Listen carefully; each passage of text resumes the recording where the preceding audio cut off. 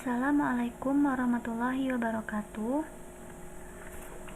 Baiklah, di sini sudah kami jabarkan contoh dari uji kasus Mann-Whitney. Sebelum masuk dalam contohnya, alangkah baiknya kita mengetahui dulu apa itu uji Mann-Whitney. Uji Mann-Whitney adalah uji non-parametris yang digunakan untuk mengetahui ada atau tidaknya perbedaan dari dua sampel yang independen. Itu adalah definisi dari uji Mann-Whitney. Selanjutnya, kita masuk dalam contoh kasus Mann-Whitney.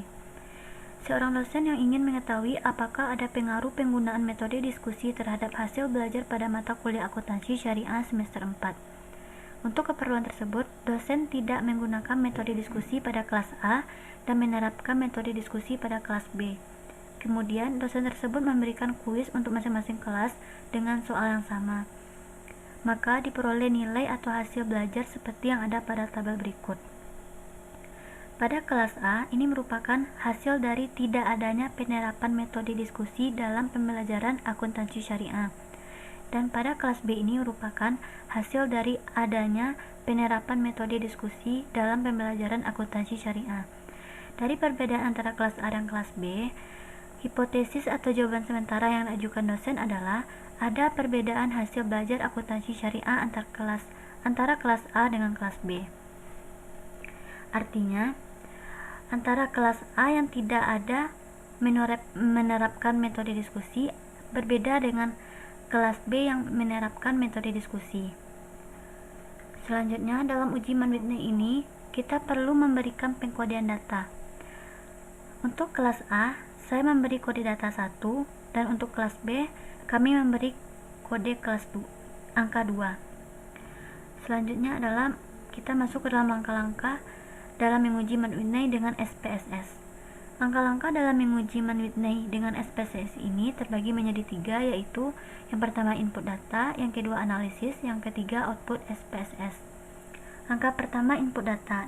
Untuk menginput data kita perlu aplikasi, yaitu aplikasi SPSS.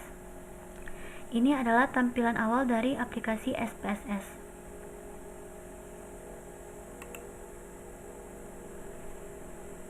Pada tabel name ini kita isikan hasil, dan pada label ini isikan hasil belajar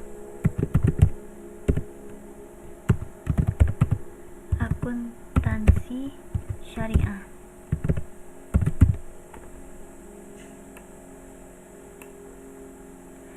Pada kolom nomor 2, isikan kelas, label juga isikan kelas. Selanjutnya adalah mengklik tabel value pada nomor 2 ini. Dan ini adalah dialog value labels. Pada value yang ini, isikan kode 1. 1 ini artinya kode dari kelas A. Lalu klik add, lalu isikan 2. 2 ini adalah kode dari kelas B. Lalu klik add. Setelah seperti ini, selanjutnya adalah dengan mengklik OK. Langkah selanjutnya setelah seperti ini adalah mengklik data view. Ini adalah hasil dari mengklik data view. Di sini sudah terjabarkan 2 sampel, yaitu hasil dan kelas. Pada tabel hasil, kita isikan hasil dari gabungan kelas A dan kelas B. Kita copy.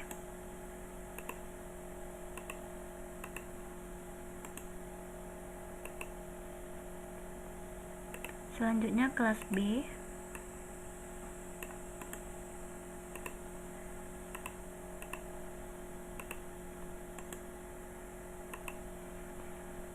Ini adalah dari angka 1 sampai 16 ini merupakan gabungan dari hasil A, hasil kelas A dan hasil kelas B. Selanjutnya pada tabel kelas kita inputkan kode gabungan kode A dan kode B. Yang pertama adalah copy kode A.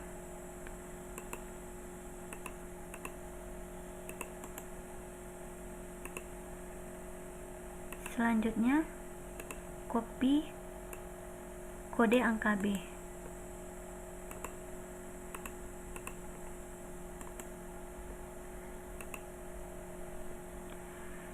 Dari angka 1 sampai 8 ini adalah hasil dari kelas A, dan 9 sampai 16 ini adalah hasil dari kelas B.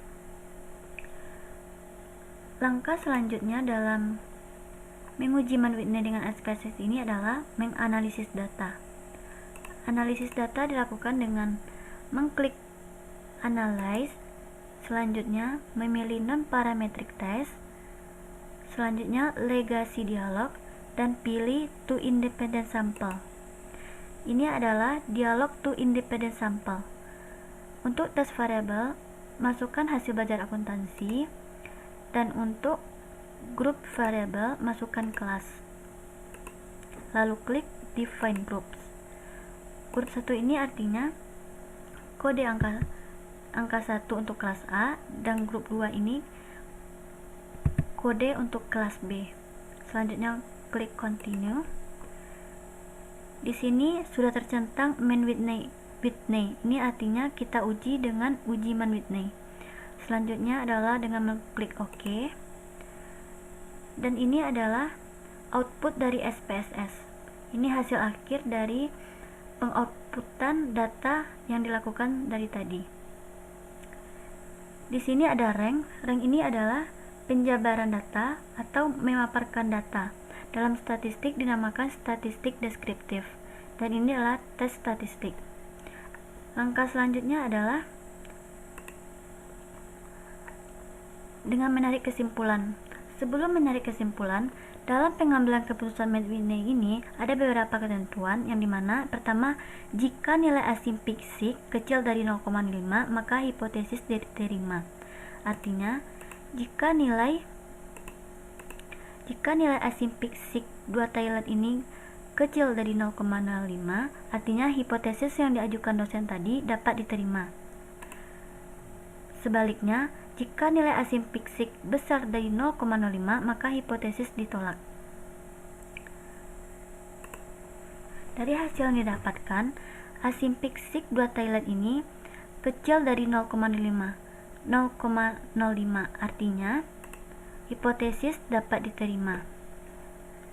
Berdasarkan output tes statistik, diketahui bahwa nilai asimptotik 2 Taylor sebesar 0,02 kecil dari 0,5, maka dapat disimpulkan bahwa hipotesis dapat diterima. Hipotesis yang diajukan guru yaitu ada perbedaan hasil belajar akuntansi syariah antara kelas A dengan kelas B ini dapat diterima. Dengan demikian, dapat dikatakan bahwa ada perbedaan hasil belajar akuntansi syariah antara kelas A dan kelas B. Karena ada perbedaan yang signifikan, maka dapat dikatakan bahwa ada pengaruh dalam penggunaan metode diskusi terhadap hasil belajar pada mata kuliah akuntansi syariah semester 4. Artinya, dengan menerapkan metode diskusi, ini berpengaruh kepada hasil pembelajaran akuntansi syariah. Demikianlah yang dapat kami sampaikan. Mohon maaf jika ada kekurangan. Assalamualaikum warahmatullahi wabarakatuh.